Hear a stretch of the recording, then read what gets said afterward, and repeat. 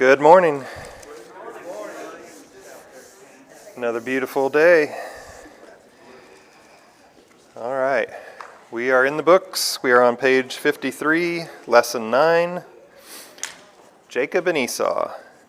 So last week what did we talk about? We talked about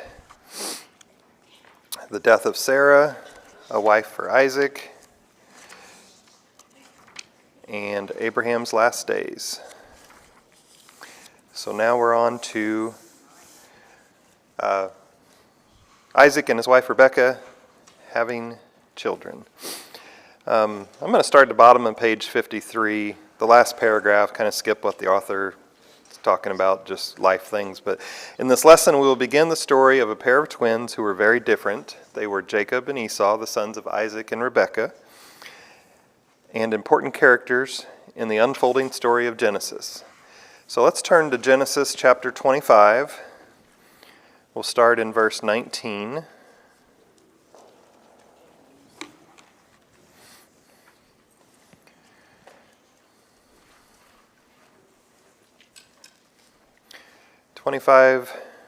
Starting in 19, I'll read. This is the genealogy of Isaac, Abraham's son. Abraham begot Isaac. Isaac was 40 years old when he took Rebekah as wife, the daughter of Bethuel, the Syrian of Paddan Aram, the sister of Laban the Syrian. Now Isaac pleaded with the Lord for his wife because she was barren, and the Lord granted his plea, and Rebekah his wife conceived. But the children struggled together within her, and she said, "If all is well, why am I like this?" So what does this remind you of, just right away? Abraham and Sarah. Yep, Abraham and Sarah, and not being able to have children. So it says Isaac pleaded with the Lord for his wife. I think the author says something like, this probably wasn't just one prayer. This was probably an ongoing prayer that he would say for his wife to have children. Then she becomes pregnant. The children struggle within her. And so she went to inquire of the Lord. Verse 23. And the Lord said to her, 2 nations are in your womb. 2 people shall be separated from your body. 1 people shall be stronger than the other, and the older shall serve the younger. So when her days were fulfilled for her to give birth, indeed there were twins in her womb. And the first came out red. He was like a hairy garment all over, so they called his name Esau. Afterward, his brother came out, and his hand took hold of Esau's heel, so his name was called Jacob. Isaac was 60 years old when she bore them. So that tells us right there that there was 20 years that they were married without kids. So the boys grew, and Esau was a skillful hunter and man of the field, but Jacob was a mild man, dwelling in tents. And Isaac loved Esau because he ate of his game, but Rebekah loved Jacob. So let's go to the book, page 54. Would someone read the first paragraph or two? Although Isaac was an important character and a part of God's overall plan, we still know little about him. Verse 21 summarizes the first 20 years of Isaac's marriage to Rebekah.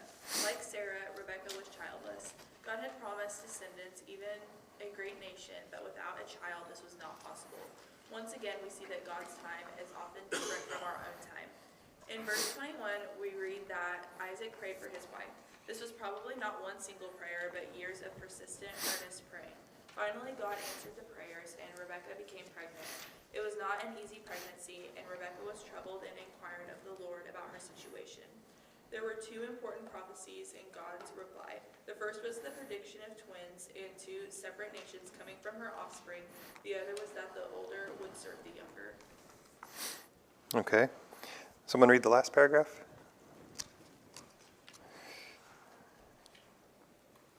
The birth of the twin boys in their early life is summed up in a few words. When they were born, the physical difference in these 2 boys were striking. As the boys grew older, the differences in their personalities also became more apparent. Esau the hunter and an outdoorsman was favored by his father Jacob. The quiet man was preferred by Esau was favored by his father. Jacob, the quiet man, was preferred by his mother. The family of Isaac and Rebekah was not perfect, and brothers must have led to problems. All right, any comments on this section here? We already talked to, oh, go ahead. They continue to have problems having children. That's interesting. Yeah, and you think, Isaac probably knew that his mom took a long time for her to become pregnant. I'm sure he did. And so then his wife was having the same problem. Yeah. I guess he knew that, God was with his father and the promise and everything. And so, he went to God also in prayer. Any other comments?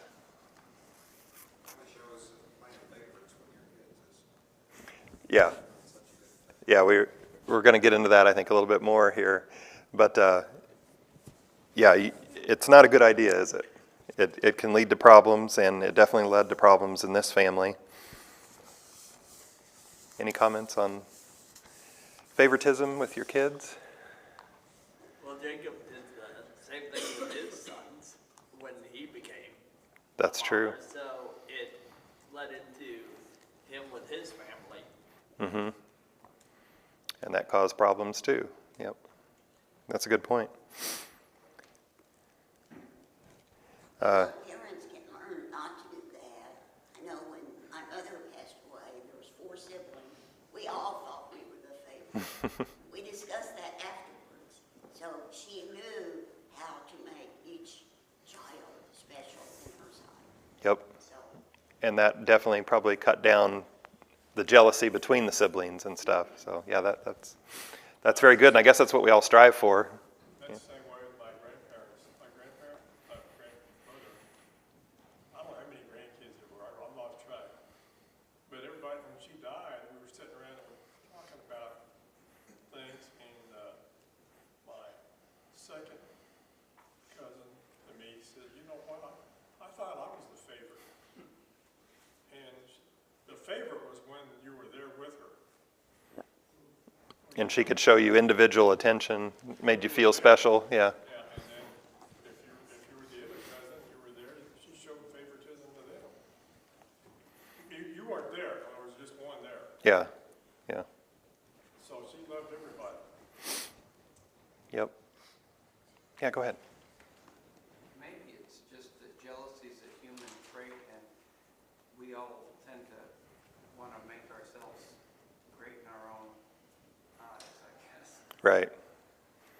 Yeah, we have our own egos and like to think that we're the favorite, and of course we are. Yeah. I'm sure I'm the favorite of my parents. Yeah, those are all good points, but when it's out in the open, I guess, that your mom likes one and dad likes the other one, it causes strife between the kids. So let's go back to Genesis 25.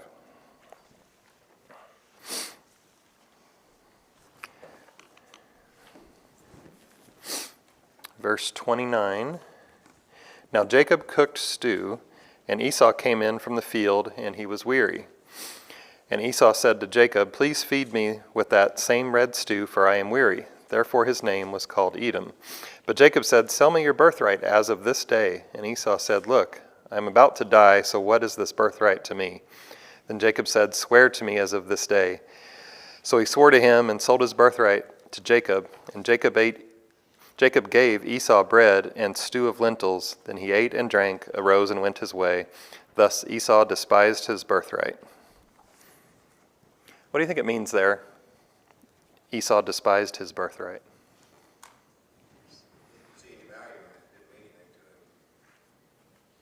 Okay.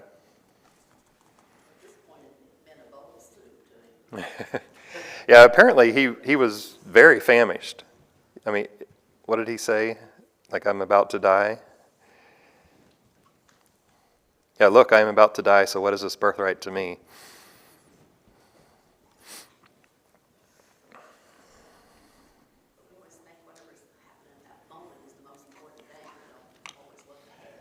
Yeah, if we have what we feel is a great need at the moment, we want to get that satisfied and not worry not worry about the future. Kind of mortgage the future, as they say. I can understand why he was so hungry. You can't understand, so you Why say? he was so hungry. I mean, Yeah. He probably just didn't want to take the time to make it. Kind of like us, Microwave. Isn't there anything faster than a microwave? We've said that before. It's from an old show, but Well, and even then, pull out one of the frozen meals you bought, you thought 7 minutes. 7 minutes. right. Yep. Okay, so back to the book. Top of page 55, Esau sells his birthright. In the last verses of chapter 25, we see the characters of Jacob and Esau more clearly in this well-known story of the birthright. The birthright, or rights of the firstborn son, was practiced long before Abraham. The birthright was a position of status and leadership in the family that was normally given to the oldest son. The birthright involved, first, a double portion of the inheritance. If there were 2 sons, as in the case of Jacob and Esau, then the inheritance would have been divided into 3 parts and the older son given 2/3. The son who received the birthright would also become the head of the family at the death of the father and have authority over his brothers and sisters. The son who received the birthright also normally received the final blessing from the father. Most important of all, the firstborn heir of Isaac would be the recipient of the blessings and promises originally given to Abraham. All right, Jacob buying the birthright from Esau was no childish prank. This was serious, and Jacob clearly took advantage of his brother. Although God's blessing eventually fell upon Jacob, he was certainly not a positive role model at this point. Esau's willingness to part with the birthright for a bowl of soup also shows considerable weakness in his character. The final words in this chapter also provide insight into Esau's character. Esau despised his birthright. Sadly, Esau is remembered because he failed to value the birthright as a blessing from God and is used as a negative example in the New Testament. Any comments about selling the birthright? And this, I think that was terrible on both parts. I think, like Esau shouldn't have been willing to get up, his birthright. And I think Jacob shouldn't have been willing to take it. He should, they weren't close, because if they'd been close brothers and twins, he would have given him something if he's hungry. Yep. For crying out loud. Yep, that's true. He already had food ready, right? And he came in very hungry. Yeah. Yeah, that's... I've known brothers to fight and not get along for a while. I have a brother, and I've raised brothers. But yeah, it was kind of Sad. kind of mean on Jacob's part. What about God's role in this? Why would God accept this?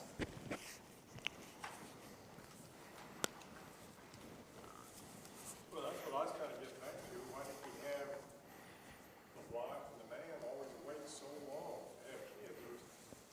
It was, just the same things over and over. Mm-hmm.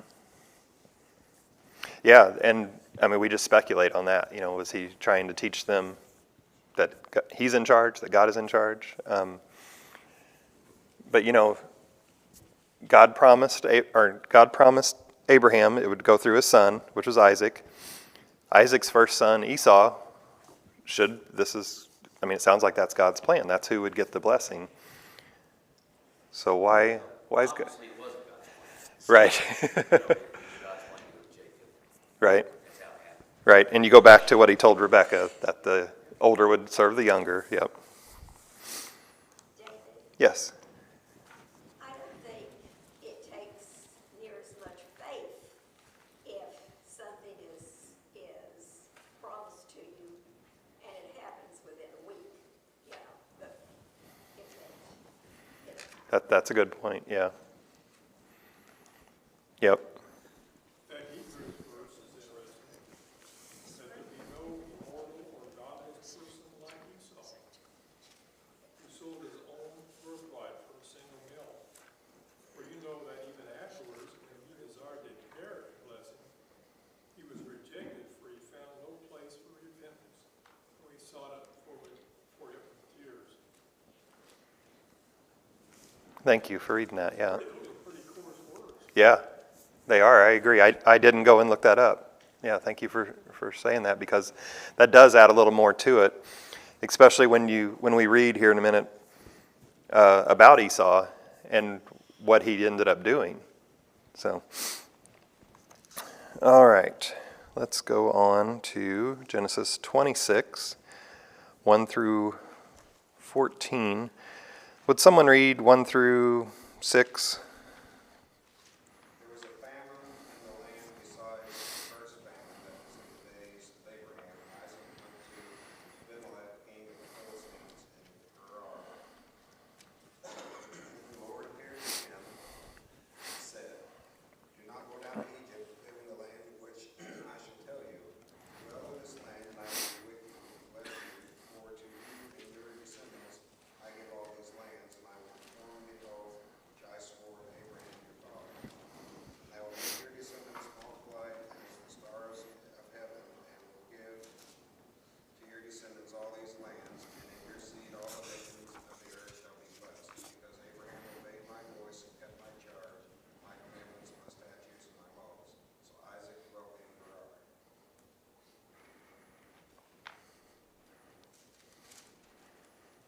Okay, and starting in verse 7. And the men of the place asked about his wife, and he said, "She is my sister."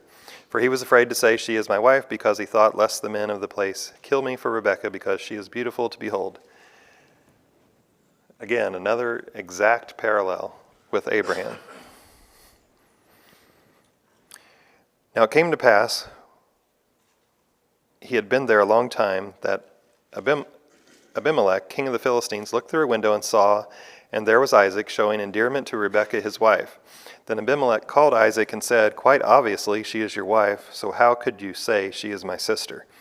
Isaac said to him, "Because I said, lest I die on account of her." And Abimelech said, "What is this you have done to us?" That's almost the exact same response the king had to Abraham before. "One of the people might soon have lain with your wife, and you would have brought guilt on us." So Abimelech charged all his people, saying, "He who touches this man or his wife shall surely be put to death." Then Isaac sowed in the land and reaped in the same year 100-fold, and the Lord blessed him. The man began to prosper and continue prospering until he became very prosperous, for he had possessions of flocks and possessions of herds and great number of servants. So the Philistines envied him. I was going to look. I can't remember how far I was going to read. Yep, that was it, through 14. Yep. Okay.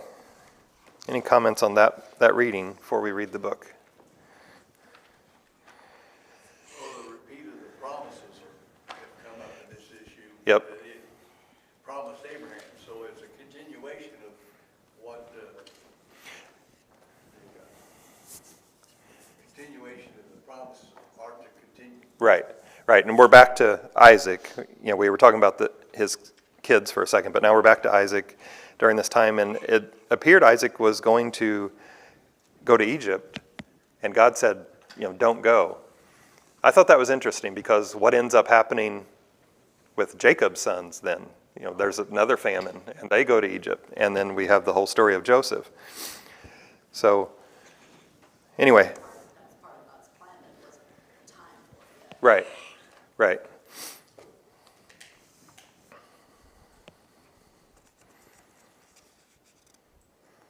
Okay, bottom of page 55. The story of Jacob and Esau is briefly interrupted by an episode from the life of Isaac.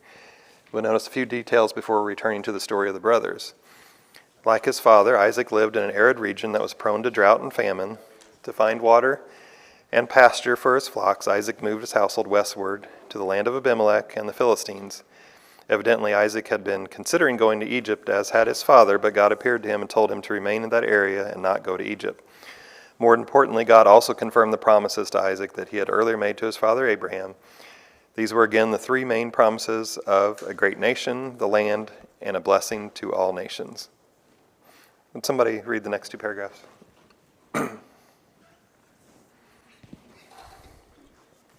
God also promised to be with Isaac and bless him.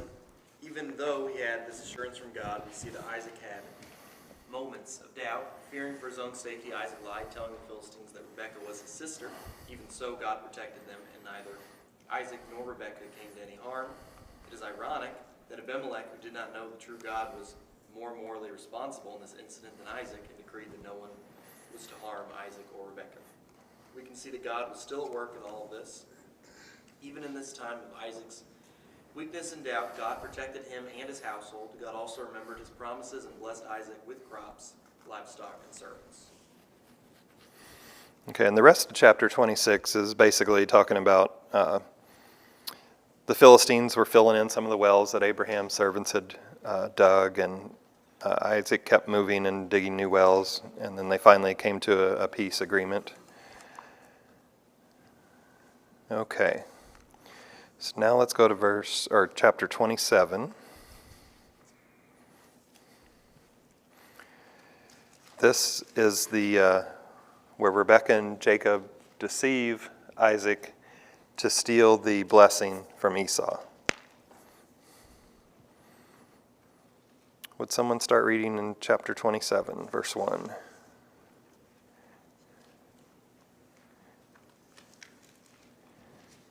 Isaac was old, his eyes were so weak that he no longer see Paul. When he saw his older son, and said to him, "My son, here I am," he answered. Isaac said, "I am now an old man, and don't know the day of my death. Now get your equipment, quiver and bow, go out to the open country to hunt some wild geese for me. Prepare me the kind of tasty food I like, bring it to me to eat, so that I may give you my blessing before I die." Now Rebekah was listening as Isaac spoke to his son Esau. And Esau left the open country to hunt game and bring it back. Rebekah said to her son Jacob, "Look, I overheard your father say to your brother Esau, 'Bring me some game and prepare some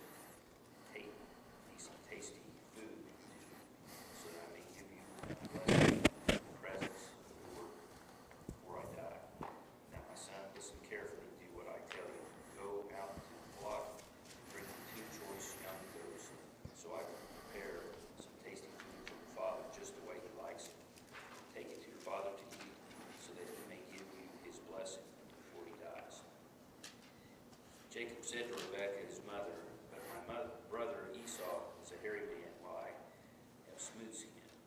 What if my father touches me? I would appear to be tricking him and bring down a curse on myself rather than a blessing." His mother said to him, "My son, if the curse fall on me, just do what I say. Go and get them for me." So he went and got them and brought them to his mother. She prepared some tasty food just as his father liked it. Then Rebekah took the best clothes of Esau, her older son, which she had in the house, and put them on her younger son Jacob. She also covered his hands and the smooth part of his neck with goat skins. Then she handed to her son Jacob the tasty food and bread that she had made. Okay, thank you. Any comments on that part so far? We're just seeing the setup of what's happening here. They're planning to deceive Isaac. So verse 18, so he went to his father and said, "My father." And he said, "Here I am. Who are you, my son?" Jacob said to his father, "I am Esau, your firstborn. I have done just as you told me. Please arise, sit and eat of my game, that your soul may bless me." But Isaac said to his son, "How is it that you have found it so quickly, my son?" And he said, "Because the Lord your God brought it to me." That line stood out to me. I mean, he's lying about what God did. And you would think there'd be some punishment for that. I don't know. Yeah. Yeah, that's true. He never protested about lying with his mother. He just said, "Well, what if this happens?" True. He didn't say, "We shouldn't do that." Right. He said, I won't "It's all deceive in my your father. gut. Yeah. What if this happens? What if he touches me?" Yeah. I didn't know, my Bible says Jacob is deceitful. I didn't know that either. Yeah. I was going to say, earlier it said, and so he was called Jacob, but it doesn't really explain, what that means. Isaac said to Jacob, "Please come near that I may feel you, my son, whether you are really my son Esau or not." So Jacob went near to Isaac his father, and he felt him and said, "The voice is Jacob's voice, but the hands are the hands of Esau." And he did not recognize him because his hands were hairy like his brother Esau's hands, so he blessed him. And he said, "Are you really my son Esau?" And he said, "I am." So, Another lie. another lie, right.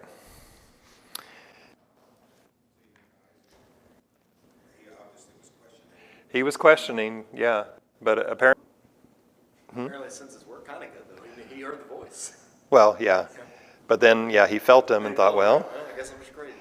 yeah, he didn't know which one to believe, basically. He was getting conflicting signals, and maybe he thought his son wouldn't lie to him.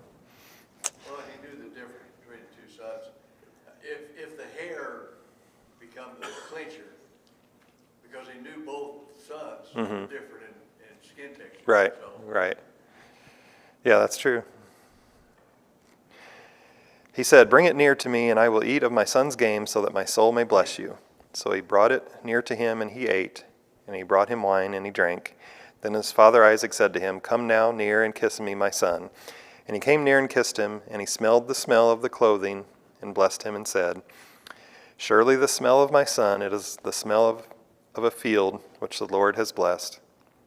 Therefore may God give you of the dew of heaven, of the fatness of the earth, and plenty of grain and wine. Let peoples serve you, and nations bow down to you. Be master over your brethren, and let your mother's sons bow down to you. Cursed be everyone who curses you, and blessed be those who bless you." Now it happened as soon as Isaac had finished blessing Jacob, and Jacob had scarcely gone out from the presence of Isaac his father, that Esau, his brother, came in from his hunting, and also had made savory food, and brought it to his father, and said to his father, "Let my father arise and eat of his son's game, that your soul may bless me." And his father Isaac said to him, "Who are you?" So he said, "I am your son, your firstborn, Esau." Then Isaac trembled exceedingly and said, "Where is the one who hunted game and brought it to me? I ate all of it before you came, and I have blessed him, and indeed he shall be blessed." So this is a very serious matter at that time. Isaac couldn't just say, "Oh, okay, I'll just say a prayer and we'll get rid of that first blessing and I'll bless you." When Esau heard the words of his father, he cried with an exceedingly great and bitter cry, and said to his father, "Bless me also, O my father." This goes back to, said he despised his birthright, but here I think he feels like that was kind of important. Like, oh no, what has happened? So it did bother him. But he said, "Your brother came with deceit and has taken away your blessing." And Esau said, "Is he not rightly named Jacob? For he has supplanted me these 2 times. He took away my birthright, and now look, he has taken away my blessing." And he said, "Have you not reserved a blessing for me?" Then Isaac answered and said to Esau, "Indeed, I have made him your master, and all his brethren I have given to him as servants. With grain and wine I have sustained him. What shall I do now for you, my son?" And Esau said to his father, "Have you only one blessing, my father? Bless me also, O my father." And Esau lifted up his voice and wept. Then Isaac his father answered and said to him, "Behold, your dwelling shall be of the fatness of the earth, and of the dew of heaven from above, but by your sword you shall live, and you shall serve your brother. And it came to pass, when you become restless, that you shall break his yoke from your neck."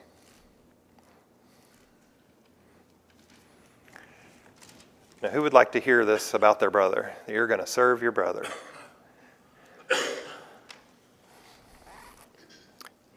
Especially knowing that you were the firstborn, and this is a little later on, we get the same scenario when it comes to Jacob's sons. Mm-hmm. And Joseph. Who wants to serve Joseph? Right. Yeah.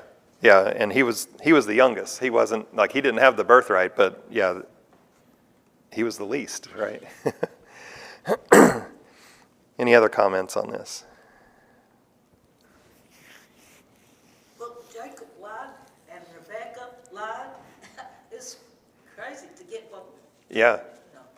Yeah, that's kind of why I was saying, it seems like why did God go along with all this lying and God stuff? knew what would happen, but he didn't make them do it because we all have free will. Yeah. Yeah. And evidently, there's quite a devotion of faith here with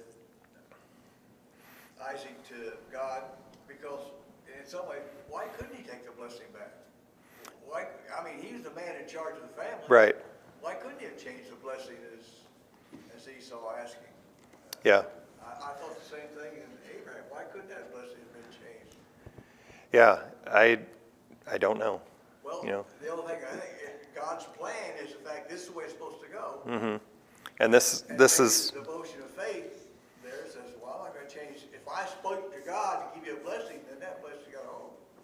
right, right. Yeah, and that's the system and the belief that they lived under at that time, and so that's what it was basically. Yeah. Just as a kind of an observation, maybe God's plan was not to have the hot-tempered one in charge. Yeah, and you wonder, especially with what Richard read in Hebrews about, was Esau that devoted to God? Did he follow God as much, maybe as Jacob did? I think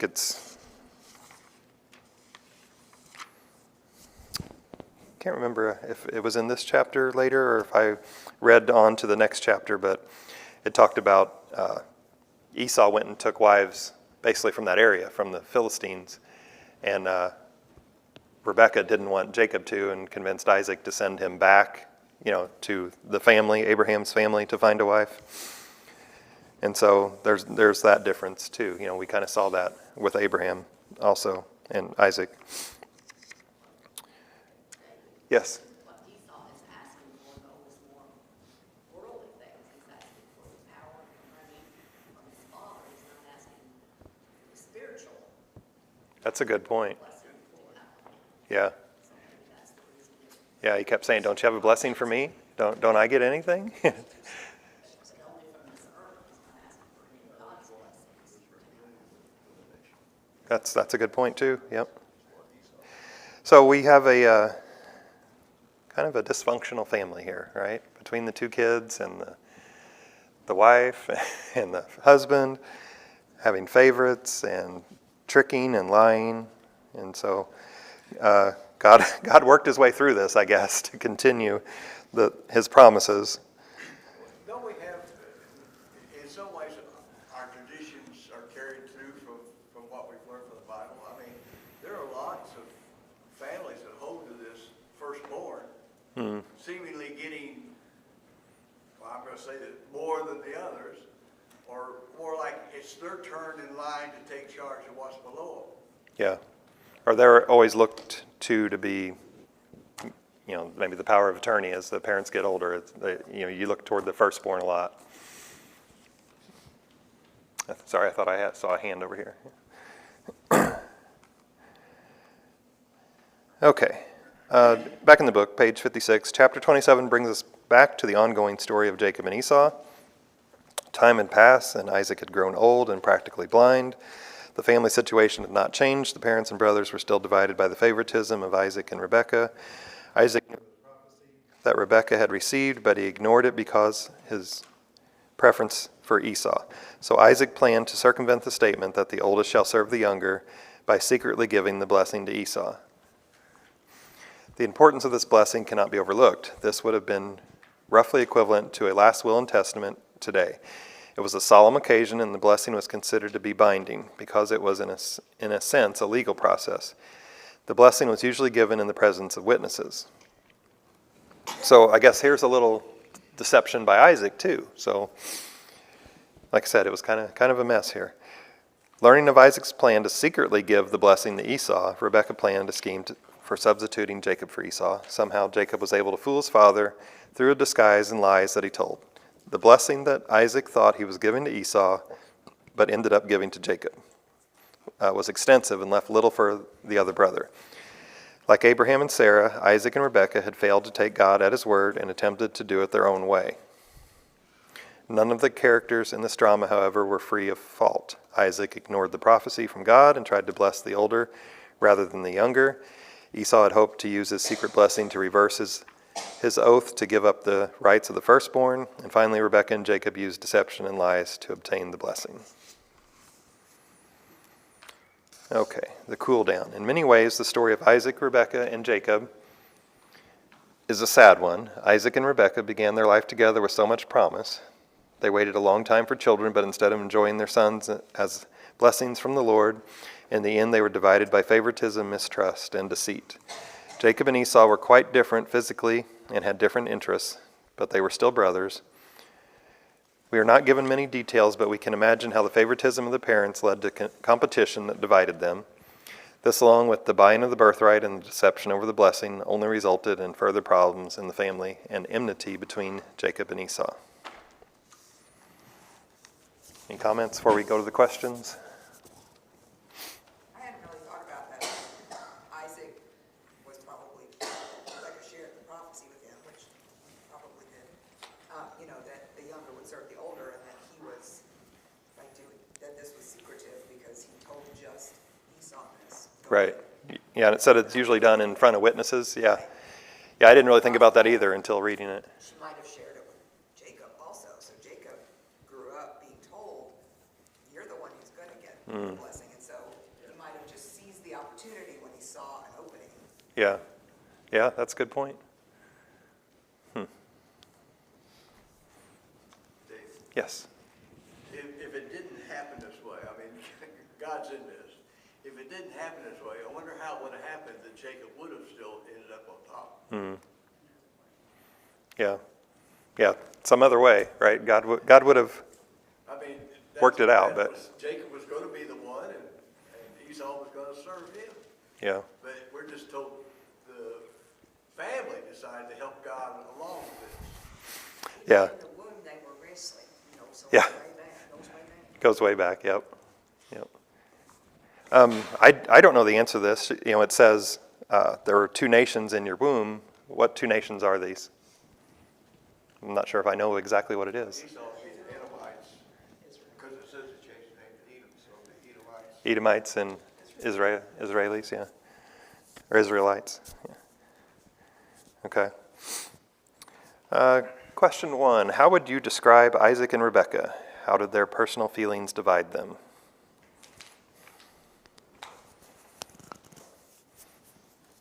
We kind of...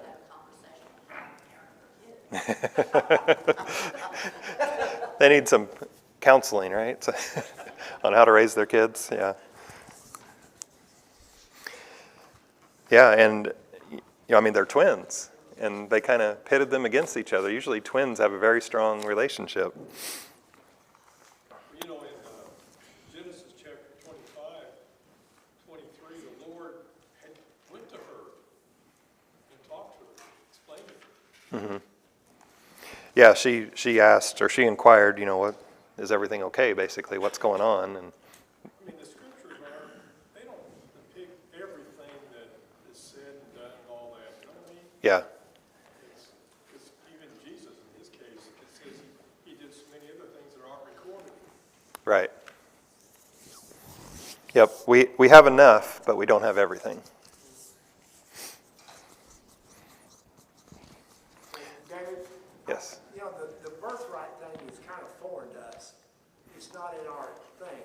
But think about today with inheritances and people fight over it. I didn't get this and you didn't get that. They fight over this stuff. It's the same thing almost, really. But that's more what we see today than the birthright. That's true. We don't see the birthright today. Yeah. We see it in movies and shows of rich people, right? And they all gather around with the lawyer, and the lawyer reads the will, and people get mad that they didn't get such and such. But And the cat usually gets it. yeah, the cat gets an inheritance for, yeah. What are some possible reasons that parents today show favoritism for their children? How can favoritism be avoided? We talked about how it could be avoided a little bit over here. How can parents show favoritism to their children today? I think the obvious one is possessions. Causes a lot of problems. Yeah. Between the kids, if they Right. notice, they know. Yeah. If I buy Jacob a brand new car, I think Brendan and Adam would notice. Yeah. Yeah. Would you?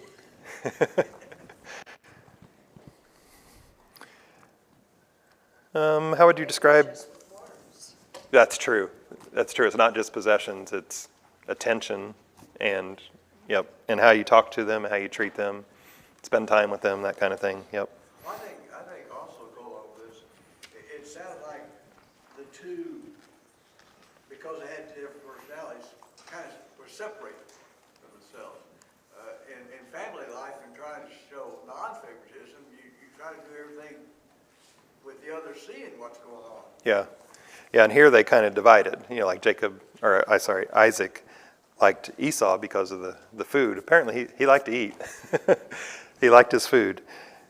And then Rebekah liked Jacob more, who I guess hung around the tents more and probably helped out and stuff like that. So, okay, I think the last bell just rang. Fisher will be the next teacher in this class, and he'll finish this book. I appreciate everybody's participation. Good job, David. Thank you. All right, thank you.